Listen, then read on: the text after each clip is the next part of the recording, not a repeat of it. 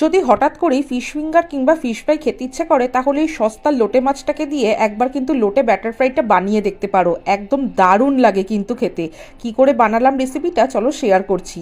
প্রথমে লোটে মাছগুলোকে ধুয়ে পরিষ্কার করে নুন মাখিয়ে রেখে দিয়েছি। এবারে মশলার মধ্যে আদা, রসুন, কাঁচা লঙ্কা, ধনেপাতা, কিছুটা গোলমরিচ আমি পেস্ট করে নিয়ে এবার মাছের ওপরে দিয়ে তার মধ্যে কিছুটা ভিনিগার দিয়ে আর কর্নফ্লাওয়ার দিয়ে মাছটা মাখিয়ে 1 থেকে 1.5 ঘন্টা রেখে দেবো। তোমরা চাইলে 30 মিনিটও রাখতে পারো। এবারে ওই মাখানো মাছটার মধ্যে কিছুটা বাটার দিয়ে তার মধ্যে 3 চামচ ময়দা, 2 চামচ কর্নফ্লাওয়ার দিয়ে ভালো করে একটা আঠালো মণ্ড মাখিয়ে নেব। তোমরা চাইলে এখানে ডিমও ব্যবহার করতে পারো, তবে ডিম দিলে এটা একটু নরম হয়ে যায় কোটিংটা, ডিম না দিলে কিন্তু বেশ মুচমুচে হয়। এবার ডবল কোটিং করে এপিট ওপিট করে ভেজে নাও। ডবল কোটিং করে ভাজলে কিন্তু মানে ডাবল করে ভাজলে এটা কিন্তু বেশ মুচমুচে হয়। লেবু, কাসুন্দি সমস্ত কিছুর সাথেই পরিবেশন করে দেখো, এটা কিন্তু দারুণ লাগে। এমনকি অন্য কাউকে এটা খাইয়েও দেখো, তারা কিন্তু একদমই ধরতে পারবে না এটা